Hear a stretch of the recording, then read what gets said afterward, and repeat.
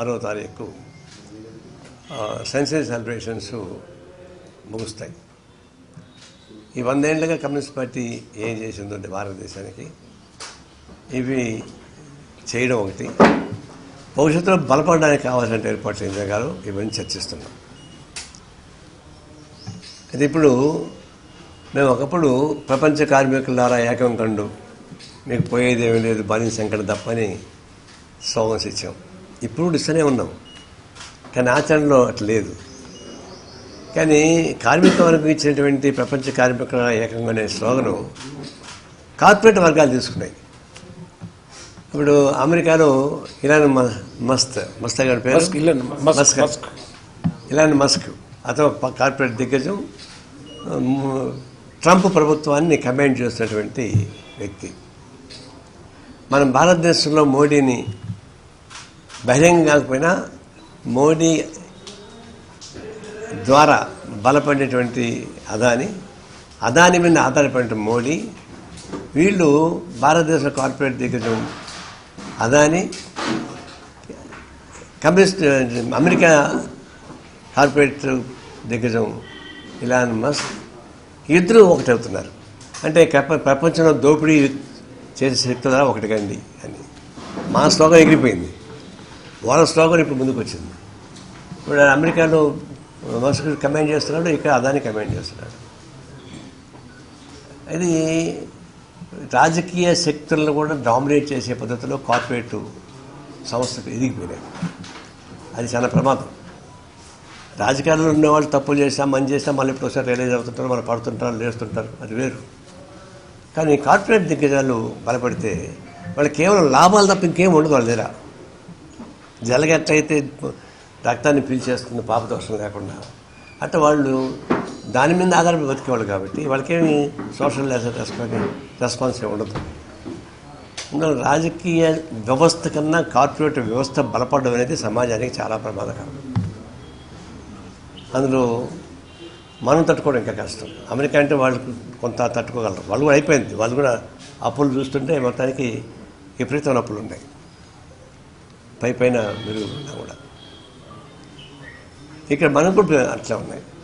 ప్రపంచానికి సహాయం చేసినా కూడా ఆ ప్రపంచం మనకి దానికి కారణం ఒకటే. ప్రపంచంలో ఏ దేశంతో పోల్చుకున్నా మన భారతదేశ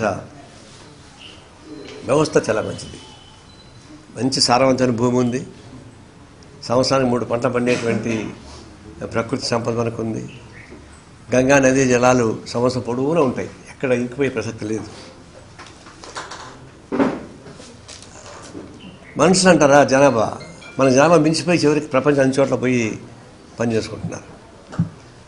మరి మనకు భూసారం ఉండి, నీళ్లుండి, మనుషులుండి, వ్యవసాయం ఉపయోగపడి ఉన్నా మనం డెవలప్ కావడం లేదు.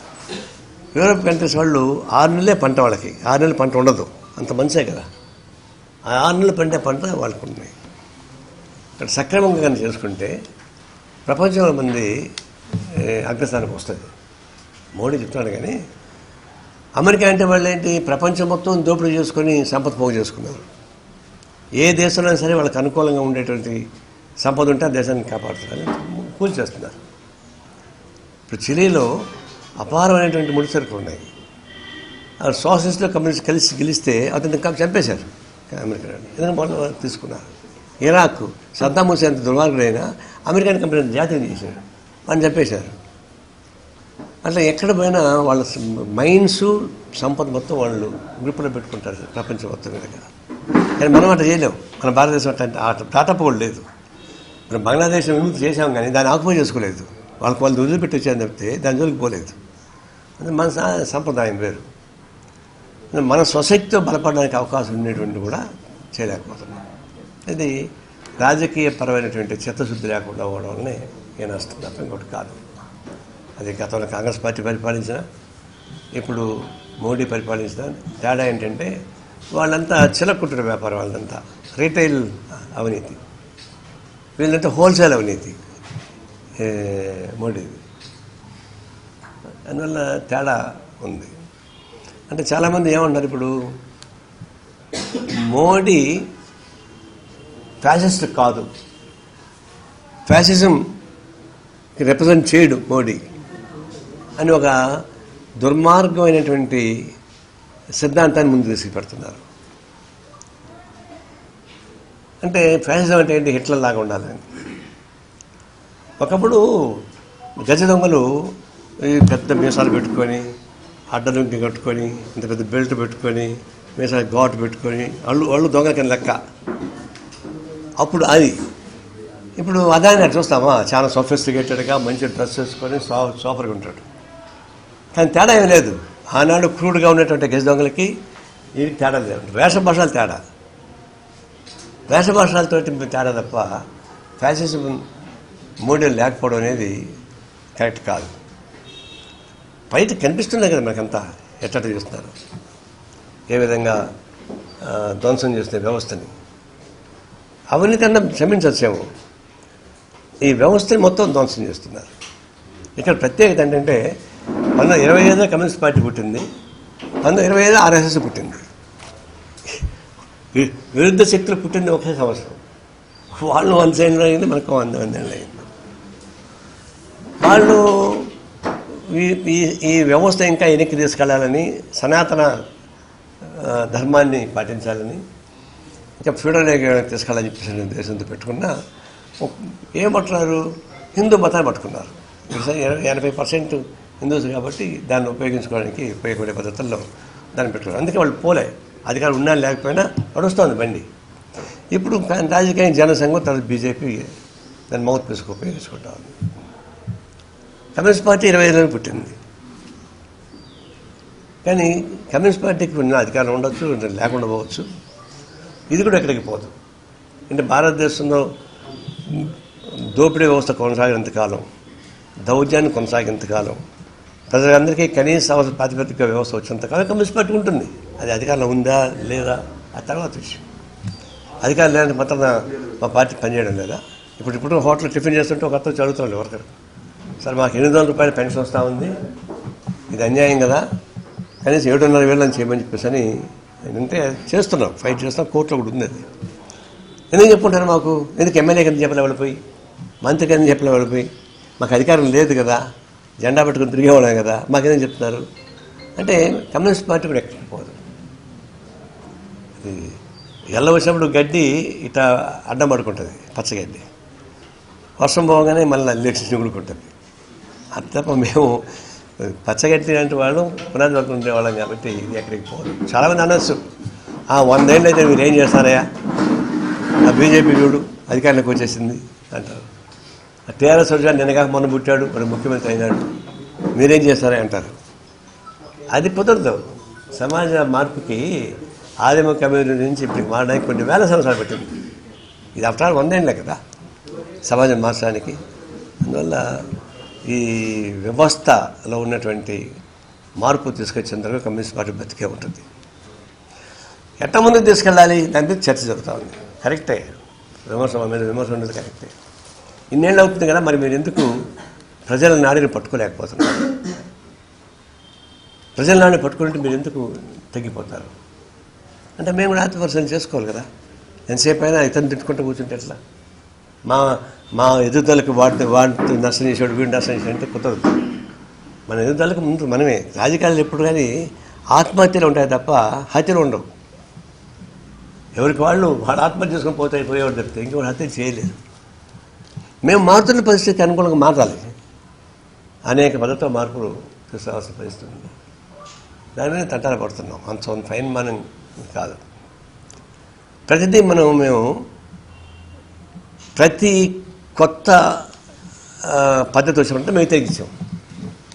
కంప్యూటరైజేషన్ వ్యతిరేకించినాం, ఆటోమేషన్ వ్యతిరేకించాం, తర్వాత సెల్ ఫోన్స్ చూసినప్పుడు వ్యతిరేకించినాం, టెలిఫోన్ బూత్లు వచ్చినప్పుడు వ్యతిరేకించినాం.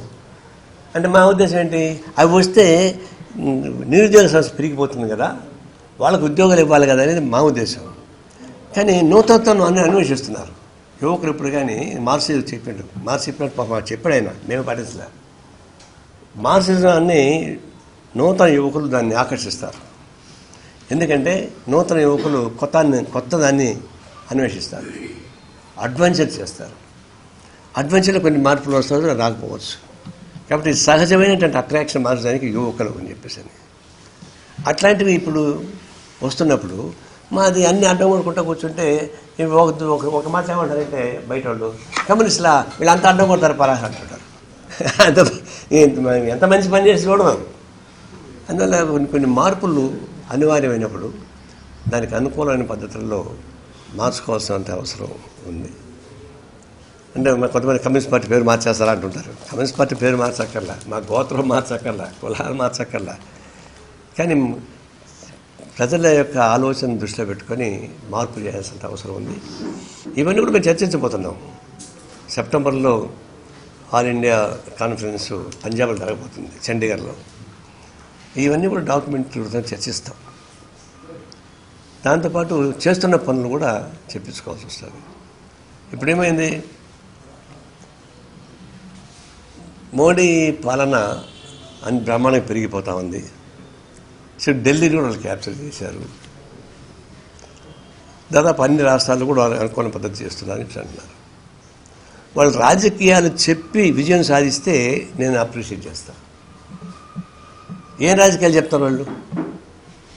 మ్యానిపులేట్ చేయడం, బ్లాక్మెయిల్ చేయడం, ఇతర పార్టీలు ఇబ్బంది పెట్టడం, వాళ్ళు గెలుచుకోవడం తప్ప వాళ్ళ స్వశక్తితోటి బీజేపీ మాకు ఎంత మంచి పని చేసాం, మాకు ఇన్ని ఓట్లు ఏమని అడిగారు. మాకు 400 సీట్లు కావాలని అడిగారు. 400 సీట్లు కావాలని అడిగితే ఎన్ని సీట్లు ఇచ్చారు? అంతవల్ల 303 సీట్లు ఉంటే 240 పడిపోయింది. 65-70 సీట్లు పడిపోయినాయి. మరి ఎందుకు పెరగలేదు? గతంలో స్వాతంత్రం వచ్చిన తర్వాత పార్లమెంటుకు ఎంపీ క్యాండిడేట్స్ పోటీ చేస్తే మోడీకి అంతకంత తక్కువ ఓట్లు వచ్చినాయి. అన్ని బీపీ సింగ్తో సహా ప్రధానమంత్రి ఎక్కడ పోటీ చేసినా ఇంత తక్కువ ఓట్లు రాలే. ఫస్ట్ టైం మన ప్రధానమంత్రికి తక్కువ ఓట్లు వచ్చినాయి. ఈ 2 చాలు కదా. ప్రధానమంత్రికి ఓట్లు తగ్గినాయి, సీట్లు తగ్గినాయి. బ్లాక్మెయిల్ దాన్ని ఏమంటారంటే దాన్ని మ్యానిపులేట్ చేయడం ద్వారా అటు చంద్రబాబు నాయుడిని, నితీష్ కుమార్ని మేనేజ్ చేసుకున్నారు కాబట్టి అధికారికి వచ్చారు. నిజంగా వీళ్ళిద్దరు రాకపోయిన ఉంటే బీజేపీ ఏతర పక్షాలుగా ఉన్నటువంటి చంద్రబాబు నాయుడు కానీ నితీష్ కానీ రాకుండా పోయింటే గవర్నమెంట్ ఫామ్ చేయడం సాధ్యం కాదు. సో అదొక మ్యానిపులేషన్, బ్లాక్మెయిల్. ఇప్పుడు లేటెస్ట్గా ఢిల్లీలో అధికారం బీజేపీకి వచ్చింది. ఇది చెప్పాలంటే కొంచెం నీళ్ళు ఇవ్వా. నేను చెప్పాలంటే ఒకటే మాట చెప్పాలి. మన మోటు సామెత, ఊర్లలో మోటు సామెత, మరి మీరు తబ్బట్టు పోకండి నన్ను. కనుకోసే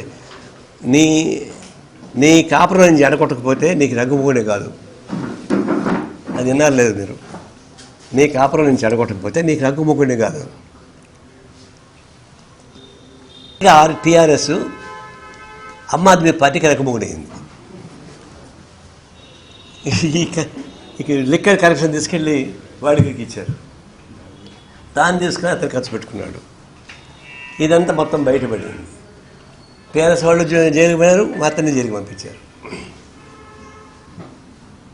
ఏమంటే ఇది తాజెడ్డ కోతి వనమంతా చెరగొట్టిందని చెప్పి ఇది ఢిల్లీ రాకపోయింది. అక్కడ కూడా ఏమైంది అంటే జైల్లో పెట్టాక అమిత్ షా డైరెక్ట్గా వాళ్ళతో మాట్లాడాడు. నీకు నువ్వుగా పోటీ చేసుకో, నేను జైలు నుంచి బయటికి పంపిస్తాం. నువ్వు మళ్ళీ కాంగ్రెస్ పార్టీతో ఇండియా కూటమితో ఉన్నావంటే నువ్వు జైల్లోనే ఉంటావు. That was the warning. లేకపోతే అతను ఓకే మీరు చెప్పినట్టు వింటా అన్నాడు. బయట రాగానే కాంగ్రెస్ పార్టీకి మీకు సీట్లు లేవనేసాడు.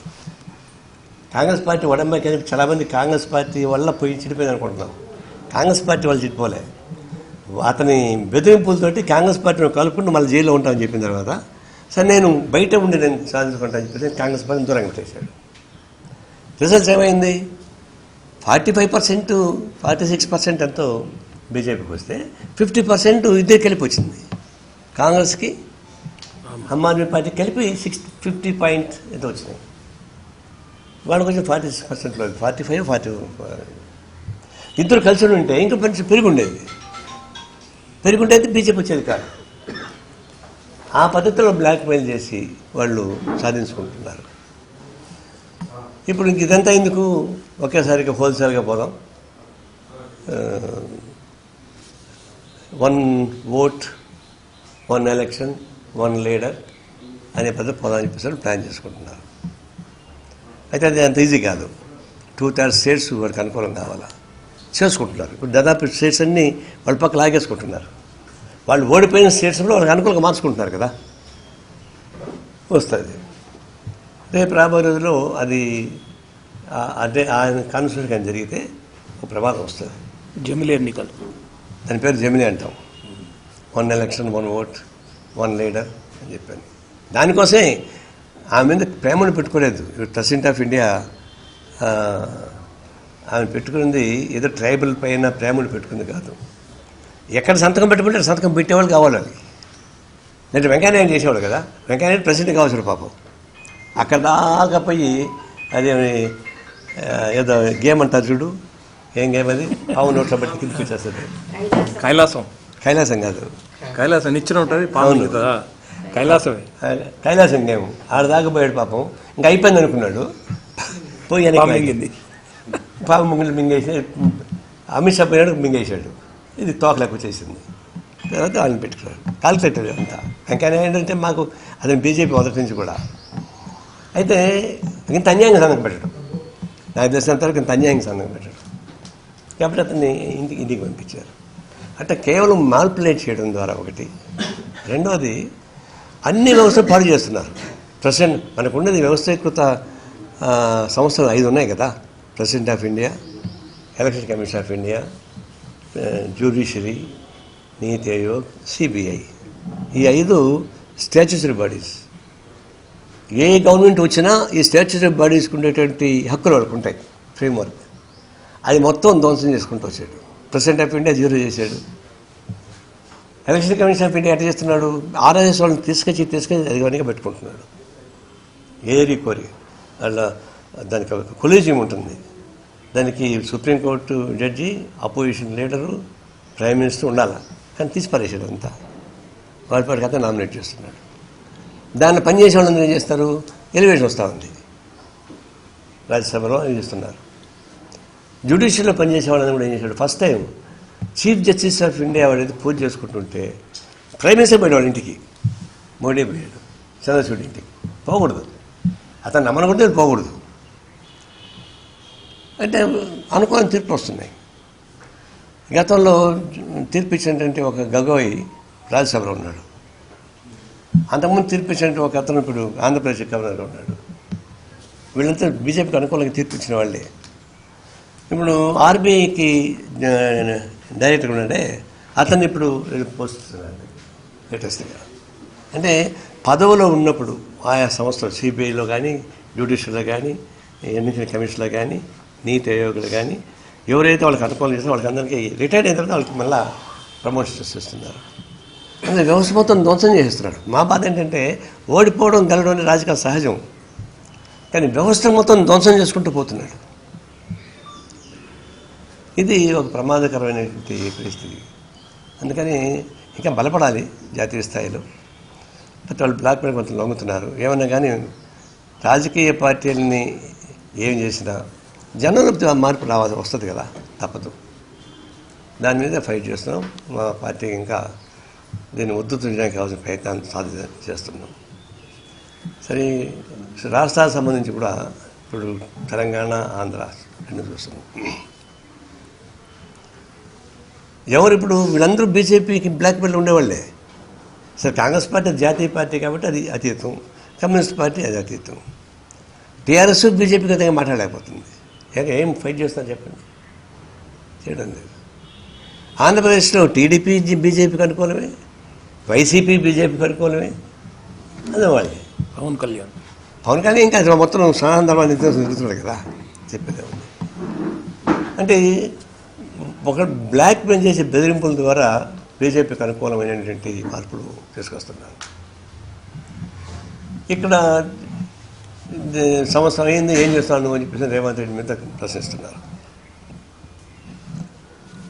తెలంగాణ వచ్చినప్పుడు సర్ప్లస్ బడ్జెట్, రాష్ట్రాలు విడిపోయినప్పుడు ఫస్ట్గా తెలంగాణ ఏర్పడినప్పుడు సర్ప్లస్ బడ్జెట్, ఆంధ్రప్రదేశ్ లోటు బడ్జెట్. ఇది మిగులు బడ్జెట్, అది లోటు బడ్జెట్. కానీ 10 ఏళ్ళ పరిపాలన సాగించాక ఎన్ని లక్షల కోట్ల రూపాయలు అప్పులు చేశాడు. ఇప్పుడు ఆ ఖాళీ కుండలతో గెలగల్లాడిస్తాడు ఆయన.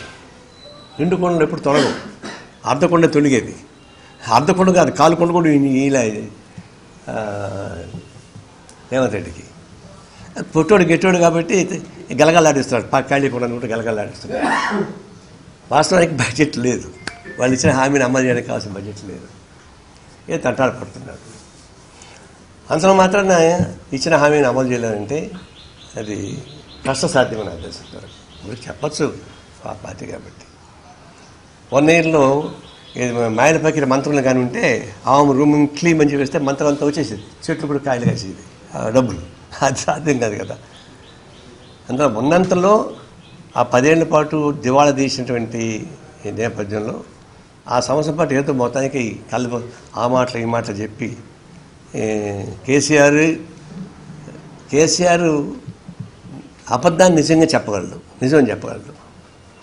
చంద్రబాబు నాయుడు నిజం చెప్పిన అబద్ధం అనుకుంటారు అందరూ. వాడు వాయిస్ అట్టాడు, వాళ్ళ జుట్లో దూరిపోయాడు రేవంత్ రెడ్డి.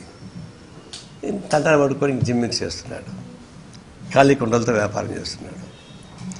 అందువల్ల ఇప్పుడే ఈ గవర్నమెంట్ ఫెయిల్ అయిపోయింది, ఏమీ చేయలేదు అనేది కరెక్ట్ కాదు. అయితే ఇంకొకటి ఏమొస్తుంది, వాళ్ళు ఒక వ్యవస్థను చెడగొట్టిపోయారు.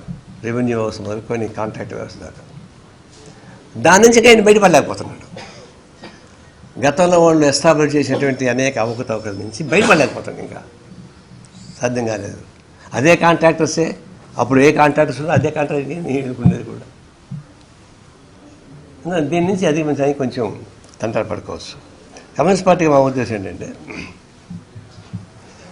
అది టీఆర్ఎస్ ప్రత్యేక తెలంగాణను సపోర్ట్ చేసిన వాళ్ళు మేము కదా, వాళ్ళ 10 ఏళ్ల పాటు అదేం పట్టించుకోలేదు.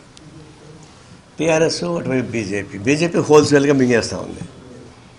ఇప్పుడు కాంగ్రెస్ పార్టీ కూడా మేము విమర్శించి ఏం చేయాలి, మీకు చాలామందికి మా మీద డౌట్లు ఉంటాయి, లేదా అధికార పార్టీకి తొత్తులని. అధికార పార్టీకి తొత్తులు కాదు, వాళ్ళు బీజేపీకి అనుకూలంగా ఉన్న టీఆర్ఎస్ బీజేపీ ఒక పక్కన ఉన్నప్పుడు మేము వీళ్ళని విమర్శించడం ద్వారా వాళ్ళని సహాయపడాలన్నా? ఎందుకు సహాయపడతాం? దీనికి ఇంకా టైం ఉంది. అవసరంలో దాని ఇప్పుడు కూడా మేము ఖాళీగా లేవు. ఏ ఇష్యూ పైన ఆ ఇష్యూ పైన ఫోకస్ చేస్తూనే ఉన్నాం. మా సంవత్సరాలు ఇప్పటికప్పుడు ఇస్తున్నాడు, మా స్టేట్ పార్టీ వాళ్ళు ఇస్తున్నారు. ఇక్కడి నుంచి సంవత్సరాల తర్వాత ఎక్కువ స్టేట్మెంట్ ఇక్కడి నుంచి వస్తుంటాయి, వరంగల్ నుంచి, హనుమకొండ నుంచి మా సీనియర్ ఇస్తుంటాడు. అందులో దీనిలో ఉన్న లోపాలను సర్దేయడానికి కావాల్సినటువంటి తప్ప ఇది మొత్తం కూలిపోవాలనే సపోర్టాన్ని పెట్టడానికి పద్ధతుల్లో మేము సిద్ధంగా లేవు. టైం తీసుకుంటాం. అందుకని వాళ్ళు ఇప్పుడు ఏం చేస్తారు, వాళ్ళు బీజేపీకి అయితే ఒక మాట మాట్లాడలేకపోతారు కదా టీఆర్ఎస్ వాళ్ళు. బీజేపీ వాళ్ళ సంగతి తెలిసిందే కదా. కాబట్టి ఈ విషయంలో మేము ఆశతూచి అడుగులు పెట్టడం మన వాస్తవం. ఇప్పుడు మన ఎమ్మెల్సీ వస్తున్నాయి. మా కమిట్మెంట్ ప్రకారం 2 ఎమ్మెల్సీలు ఇవ్వాలి కాంగ్రెస్ పార్టీ. ఒకటి ఈ ఖాళీలను ప్రకటిస్తూ ఉన్నారు, నెక్స్ట్ ఖాళీ ఇచ్చేటువంటి ఇంకొకటి ఇస్తూ ఉన్నారు, ఇంకొక నెక్స్ట్ ఇయర్కి వస్తుంది. ఇప్పుడు ఒకటి రావాలి మాకు. I hope that they will give, ఇస్తారని మేము అనుకుంటున్నాం. కానీ పెద్ద బేరా ఆడక్కర్లేదు, ఇచ్చిన కమిట్మెంట్ నిలబెట్టుకుంటారు అనుకుంటున్నాం. సరే, వాళ్ళకి ఒత్తిళ్ళు చాలా ఉన్నాయని అంటున్నారు. ఉంటాయి ఒత్తిళ్ళు. 10 ఏళ్ల పాటు అధికారం లేకుండా ఉన్న కాంగ్రెస్ పార్టీకి అందరూ ఆవురావురు అంటున్నారు కదా, అని ఏ 10 నిమిషం మాకు కావాలి మాకు ఎగలాడుతున్నారు. ఉంటాయి, దానికి మాకు సంబంధం లేదు. మాకు ఇచ్చిన హామీని వాళ్ళు అమలు చేస్తారని చెప్పేసి ఆశాభావంతోనే ఉన్నాం.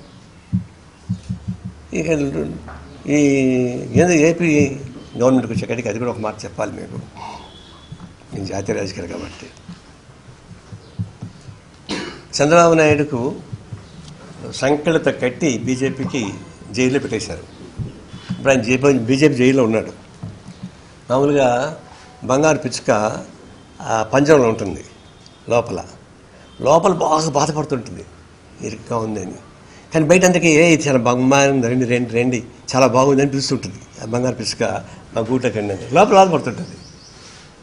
అట్లాంటి సరుకు ఇప్పుడు చంద్రబాబు నాయుడు లోపల ఇరుక్కున్నా బయట మాత్రం చాలా బ్రహ్మాండం కొని పొగుడుతున్నాడు. అతివృష్టి అనావృష్టి. ఒకప్పుడేమో చంద్రబాబు నాయుడు మోడీని తిట్టాడు కూడా తిట్టాడు. ఈ మధ్య వీడియోలు కూడా వచ్చాయి, తిట్టాడు. మేము కూడా తిట్టాం మోడీని, అంత ఎక్కువ తిట్టాడు. ఇప్పుడు ఆయన పొగడ్తలు చూస్తుంటే ముత్యాల ముగ్గులో ఉంది చూడు, కొడుతుంటే అద్దాకలు ఎక్కువైపోయింది. ఆయన బతుకుతున్న రాజకీయాలు.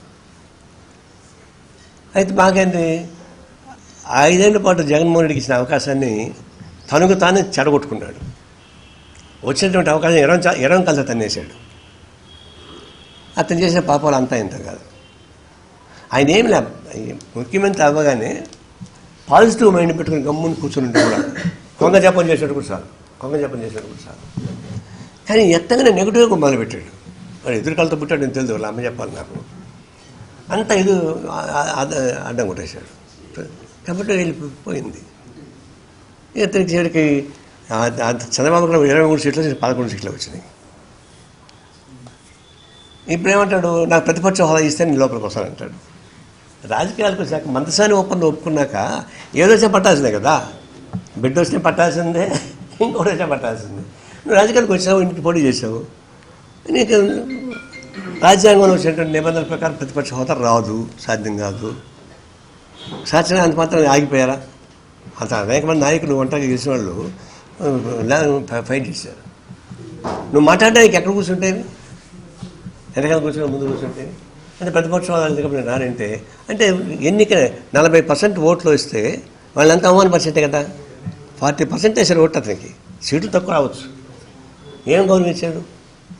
ఇది ఆడలేక మధ్యలో ఓడన్నట్టుగా అసెంబ్లీకి నేను రానిపోవడం అనేది బాధ్యత రాహితమైంది. అది ఎవరు కానీ అంతకుముందు రాదు చంద్రబాబు నాయుడు అదే పనిచేశాడు. మరి ఇదేం చేస్తున్నాడు? ఒకసారి ఎన్నికలకు వచ్చి గెలిచినాక అసెంబ్లీకి పోకుండా పార్లమెంట్కి పోకుండా ఉంటే అది ప్రజలకు ద్రోహం చేసేట్లు. కేసీఆర్ కూడా పోతలేడు ఇక్కడ. కేసీఆర్ కూడా పోతలేడు.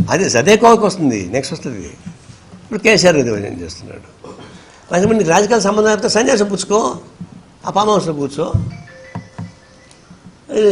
జగన్మోహన్ రెడ్డికి రాజకీయాలు లేకపోతే ఫ్యామిలీ కూర్చో. దేనికన్నా ఎందుకు ఉండాలి మీకు? అది మొన్న ఎందుకు వచ్చాడు? నిన్న ఆ సంతకం పెట్టకపోతే డిస్క్వాలిఫై అవుతాడు కాబట్టి వచ్చాడు, లేకపోతే వచ్చిండేవాడు కాదు. అంటే పదవులు అనుభవించాలి, డబ్బులు అనుభవించాలి, జీతాలు అనుభవించాలి, లోపల మాత్రం రావు. ఇది చాలా ఘోరమైన తప్పిదం మొత్తం చేస్తున్నాడు. చంద్రబాబు నాయుడు కూడా అసెంబ్లీ ఎట్టుందంటే ఆయనకి వీళ్ళకి జగన్మోహన్ రెడ్డి పైన కక్ష సాధన బెదిరి తీసుకోలేదు అని కింద గొడవ. చంద్రబాబు నాయుడు పాలిటీషియన్ కదా, ఎప్పుడెప్పుడు ఎక్కడెక్కడ ఏం చేయాలో అవి చేస్తుంటారు తప్ప అనవసరంగా అతిశయపడు కాదు. ఈ లోపల నేను ఒకటి వచ్చింది, జీవీ రెడ్డి అతను కార్పొరేట్ చైర్మన్, మంచివాడు, పిల్లవాడు మంచివాడు, 5 ఏళ్ల పాటు బాగా పనిచేశాడు. అతను రెడ్డి కులస్తుడైనా రెడ్డికి వ్యతిరేకంగా పనిచేశాడు. టీడీపీ నుంచి బాగా చేశాడు. దాని ప్రకారం వీళ్ళు ఎలివేషన్ కూడా ఇచ్చారు, మంచి ఎలివేషన్ ఇచ్చారు. ఇది కొత్త బిచ్చగాడు వ్యాపారంలాగా ఆయన పదవికిలో వస్తుంటున్న దాన్ని ఎక్కువ ఓవర్ యాక్షన్ చేశారు. ఇప్పుడు corporation chairmans nominated chairmans, IAS IPS వాళ్ళు చాలా ముద్దుర్లోళ్ళు. మేము ఎప్పుడు పర్మనెంట్గా ఉంటాం, మమ్మల్ని ఎవరేం చేయలేరు అనేటువంటి ముద్దుర్లు. వాళ్ళ జాగ్రత్త డీల్ చేయాలి. అట్లా డీల్ చేయకుండా దాన్ని అడ్వర్స్గా చేశాడు. అతను చేసింది తప్పే. అయితే తప్పే కానీ తనని డీల్ చేసిన పద్ధతి చంద్రబాబు కరెక్ట్ కాదు. ఆఫీసర్ ముందు పెట్టుకుంటే వాడిని తిరిగితే అవమానం చేస్తే చైర్మన్ ఎట్లా పనిచేస్తాడు? అది కరెక్ట్ కాదు. మూడోది, ఆయన రాజీనామా చేస్తే పదవి రాజీనామా చేసి ఉండొచ్చు, కానీ పార్టీకి ఎంత రాజీనామా చేయాలి? టీడీపీని నమ్ముకుని ఉన్నాడు కదా, టీడీపీలో ఉండాలి, పదవి రాజీనామా చేసుకో. ఇది కూడా అది కరెక్ట్ కాదు. ఇట్లాంటి కొన్ని మా అబ్జర్వేషన్స్ చెప్పదలుచుకున్నాం మీకు ఎటుంటే తర్వాత. అక్కడ కూడా సనాతన ధర్మాన్ని ప్రోత్సహించడానికి పవన్ కళ్యాణ్ వదిలిపెట్టారు, అడ్మినిస్ట్రేషన్కి వాళ్ళ కొడుకుని వదిలిపెట్టాడు. ఆయనకి మధ్యస్థంగా పనిచేయాలని ట్రై చేస్తున్నారు. తంటాలు పడుతున్న మాట వాస్తవమే. అంటే ఇప్పుడు కేంద్ర ప్రభుత్వం సపోర్ట్ ఉంది కాబట్టి అంత మాత్రం మేలైంది, లేకపోతే ఇప్పటికీ కొలాప్స్ అయిపోయింది. 15,000 కోట్ల రూపాయలు అప్పు ఇవ్వడం కానీ, రాజధాని పైన, తర్వాత స్టీల్ ఫ్యాక్టరీ కొంత నిలబెట్టడం కానీ ఇంత వచ్చింది. దీనిలో మా పాత్ర కూడా ఏంటంటే ఆడకూడదు. ఏపీలో ఏ రైతం పల్లెడు కొట్టుకోవడానికి టీడీపీ అయినా బీజేపీతో ఉంది. జగన్మోహన్ రెడ్డి ఇప్పుడు బీజేపీతో ఉన్నాడు కేంద్రంలో. ఇదికే పోలే. ఆడ మా పని ఇటానికి ఏడన్నా కొంచెం కాంగ్రెస్ పార్టీ ఉంది కాబట్టి తంటాలు పడుతుంటాం. ఆడ మొత్తం పోరాటమే సిపిఎం కలిసి. అయితే ఎంత అననుకూల పరిస్థితులు ఉండినా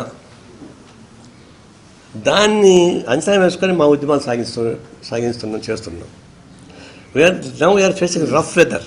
లెఫ్ట్ ఒక ఎదురుగాల్లో ఉంది. ఒక మాట చెప్పాలంటే ఎదురుగాల్లో ఉన్నా కూడా మేమేమి వెనక్కిపోయే ప్రసక్తి లేదు. నిలబడతాం, ఫైట్ చేస్తాం. ఈ దేశంలో ప్రజలు ఏదో ఒక టైంలో వెళ్ళుకునే అవకాశం ఉంది. కమ్యూనిస్ట్ పార్టీ దానికోసం కృషి చేస్తుంది. మేమేం డిసప్పాయింట్ అవ్వడం లేదు. 100 ఏళ్ళు వచ్చింది కాబట్టి మనం ఏం చేయలేకపోతాం, డిసప్పాయింట్ అవ్వడం లేదు. మరింత ఉధృతంగా పనిచేయడానికి కావాల్సిన పట్టుదల కోసం మా పనిచేస్తూ ఉన్నాం.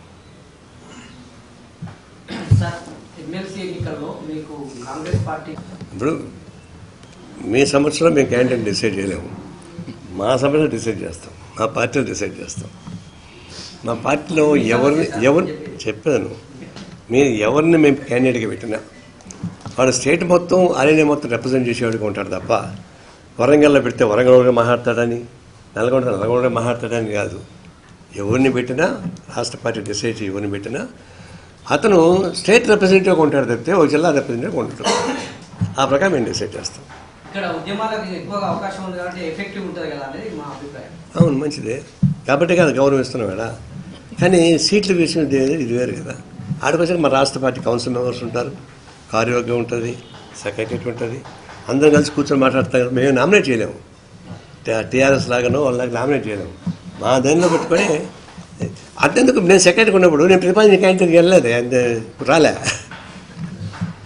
మాకు సెక్రటరీ చేత ఉండవు. ఆ రోజు ఉన్నటువంటి సెక్రటరియట్ కార్యవర్గం మెజారిటీ ఎవరిని డిసైడ్ చేస్తే వాళ్ళు ఇస్తుంటాం. ఇప్పుడు పార్టీ బలహీనపడ్డది, బలపడడానికి ఏమన్నా ప్రత్యామ్నాయాలు ఇంకేమన్నా కొత్త పద్ధతి ఉందా సార్? అదే కదా నేను చెప్పింది. ఇప్పుడు వస్తున్న అనేక మార్పుల్లో నూతన పద్ధతుల్లో కూడా మా ఉద్యమాన్ని ఆలోచించకపోతే కష్టం అవుతుంది నా ఉద్దేశం. సిద్ధాంతం మారద్దు. సిద్ధాంతం మారితే మేము కూడా కాషాయ గుడ్డకు పోవాల్సిందే. ప్రజల సమస్యలని ఇప్పుడు సోషల్ మీడియా ఉంది, అది చాలా వెనుకబడి ఉన్నాం మేము. అనేక పద్ధతులు ప్రచారం చేస్తున్నారు. ఇప్పుడు ఆర్టిఫిషియల్ ఇంటెలిజెన్స్ వచ్చేసింది, దాని జోలికి మేము పోవడం లేదు.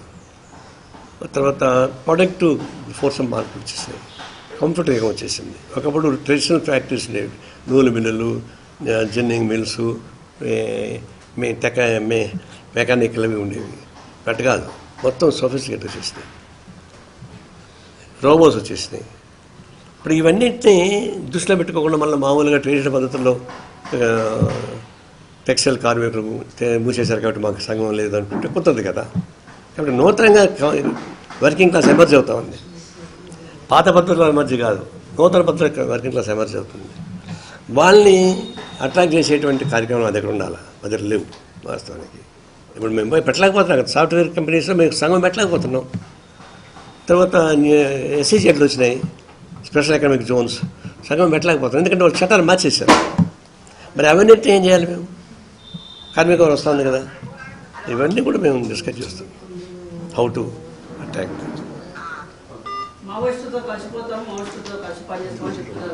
మావోయిస్టుతో ఏంటంటే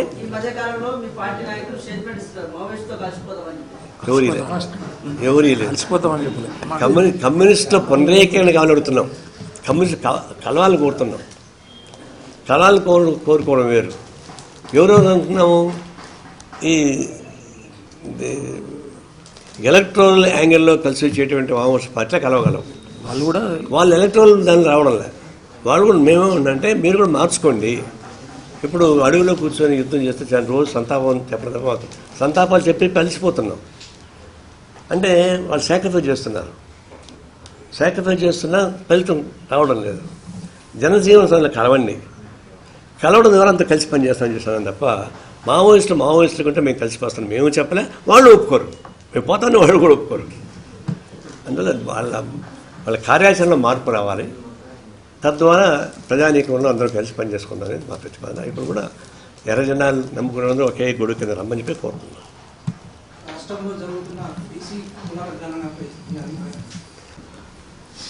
ఒకప్పుడు పరిస్థితి వేరు, ఇప్పుడు ఒకప్పుడు మేము క్లాస్ కాన్షియస్ కోసం ఫైట్ చేసేవాళ్ళం, వర్గ పోరాటం. ఇప్పుడు కుల సమీకరణలు వచ్చేసినాయి. అది ఒక విధంగా వీపీ సింగ్ మండల కమిషన్ పెట్టడం ద్వారా స్టార్ట్ అయింది. తర్వాత వచ్చేసి ఇప్పుడు ఉత్తరప్రదేశ్ అంతా కూడా అవే కదా పీసెట్. వాస్తవానికి నిజం చెప్పాలంటే అబ్సల్యూట్ మెజారిటీ బీసీస్, ఎస్సీస్. ఫార్వర్డ్ క్యాస్ట్ ఎంత ఉంది, ఎంత పర్సెంట్ ఉంది? ఇది -%. సో వాళ్ళకున్న గిఫ్ట్ నడిపించుకుంటున్నారు. కులగణన జరిగితే డెఫినెట్గా రాజకీయాలు చాలా మౌలిక మార్పులు వస్తాయి. పొలిటికల్ మోనోపల్లి మొత్తం దెబ్బతింటుంది. పొలిటికల్ మోనోపల్లి దెబ్బతినాలని మా కోరిక కూడా. ఎందుకు ఉండాలి పొలిటికల్ మోనోపల్లి? ఇంత జనాభా ఉంటే ఇది 52% పైన ఉంటే మరి వాళ్ళల్లో కుల గణన వచ్చిన తర్వాత కాన్షియస్ చూస్తే వాళ్ళు రాజకీయంగా పెద్ద దీనికి వస్తారు. రాజకీయ వాళ్ళు సపరేట్ పార్టీ అక్కర్లే, వాళ్ళు ఇదే పార్టీలో మేము కూడా మార్చుకోవాలి. అందువల్ల అది జరగడం మంచిది. రాజకీయ పెను మార్పులు వస్తాయి. ఆ పెను మార్పుల్ని సానుకూలంగా స్వీకరించాల్సిన అవసరం ఉంది ప్రతి రాజకీయ పార్టీకి. ప్రతి వాళ్ళ లీడర్లు కూడా దాన్ని సానుకూలంగా ఆస్వాదించాల్సింది, వ్యతిరేక సాధ్యం కాదు. మేము ఆ విషయం కొంతమంది తెలిసేవాళ్ళం. ఇప్పుడు